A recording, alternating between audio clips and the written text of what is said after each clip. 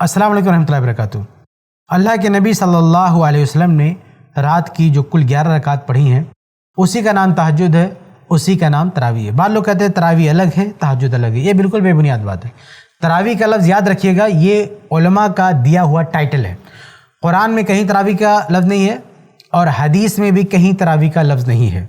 इसलिए अपनी तरफ से कोई नाम देकर और फिर कहना तरावी अलग है, तहज्जुद अलग है, बहुत ही अजीबोगरीब बात है। अगर ये लफ्ज़ कुरान और हदीस में आया होता तो किसी हद तक सोचने समझने की गुंजाइश होती कि दोनों अलग अलग है कि या एक। भाई जब आपने खुद से अपनी तरफ से एक नाम बनाया और अपने दिए हुए नाम की बुनियाद पर आप कहते हैं कि नहीं ये नमाज अलग है और ये नमाज अलग है, ये बहुत ही गैर माकूल बात है। बहरहाल ये हज़रात जब इस तरह का दावा करते हैं तो इनसे एक मुतालबा ये किया जाता है कि अगर आपकी ये बात सही है कि तरावी अलग है, तहज्जुद अलग है, तो आप इस बात का सबूत दे दें कि अल्लाह के नबी सल्लल्लाहु अलैहि वसल्लम ने कभी भी रमज़ान में तरावी अलग पढ़ी हो और तहज्जुद अलग पढ़ी हो। तो ये हज़रात सही मुस्लिम की हदीस पेश करके उसमें ये बात दिखाना चाहते हैं कि देखो अल्लाह के नबी सल्लल्लाहु अलैहि वसल्लम ने तरावी भी पढ़ी है और तहज्जुद अलग से पढ़ी है। असल में सही मुस्लिम में एक हदीस है, हदीस नंबर 1104।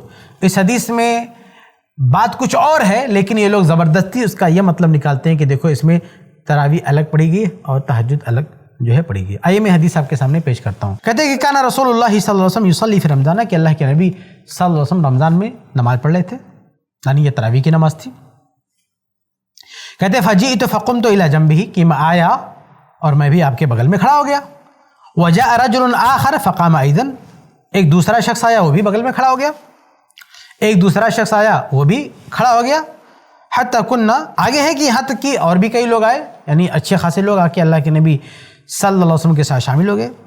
कहते हैं कि फलम्मा हसन नबी सल्लल्लाहु अलैहि वसल्लम अना खल्फहु, कि जब अल्लाह के नबी सल्लल्लाहु अलैहि वसल्लम ने ये महसूस किया कि मैं उनके पीछे हूँ, तो जअल यतज़व्वजु फी सलात, तो नमाज को मुख्तसर करने लगे और मुख्तसर करके और फिर जब सलाम फेरे तो आप अपने घर में चले गए। कहते हैं कि जब घर में चले गए तो फसल्ला सलातन ला युसल्लीहा इंदना, तो आप सल्लल्लाहु अलैहि वसल्लम ने उस तरह नमाज पढ़ी जिस तरह हमारे साथ नहीं पढ़ते थे, हमारे पास जब होते थे तो नहीं पढ़ते थे। इसका मतलब क्या है? इसका मतलब है कि हमारे साथ जब नमाज पढ़ते तो मुख्तसर नमाज पढ़ते, लेकिन जब अपने घर में आप पढ़ते अकेले तन्हा तो नमाज को लंबी करके पढ़ते। इसका ये मतलब नहीं है कि जो हमारे साथ ये नमाज पढ़ते थे ये कोई और नमाज थी और घर में जाके पढ़े तो कोई और नमाज है। वो एक ही नमाज है। रमज़ान में जो तरावी है, तहज्जुद है, वही एक ही है।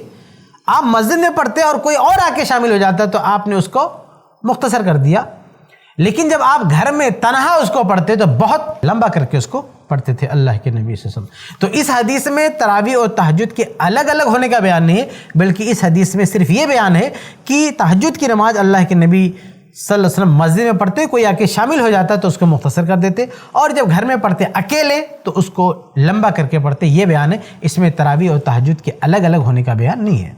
तहज्जुद और तरावी ये दोनों अलग अलग नहीं है, बल्कि एक ही नमाज है। इसके बारे में अगर आपको मज़ीद तफसील से जानना है तो ये हमारी किताब है मस्तून रकात तरावी, इसमें अच्छी खासी तफसील मौजूद है। ये किताब हासिल करके आप इसमें इस सिलसिले की पूरी तफसील जान सकते हैं। ऐसे ही फ़ायदेमंद इस्लामिक वीडियोस देखने और मनहज सलफ़ पर किताब व सुन्नत की तालीमात को आम करने में हमारा ताउन करें, ताकि आपके लिए ज़रिया नजात, जन्नत के हुसूल का सबब, साथ ही माल में बरकत व इजाफे का ज़रिया भी बने। आमीन। जज़ाकल्लाहु खैरन।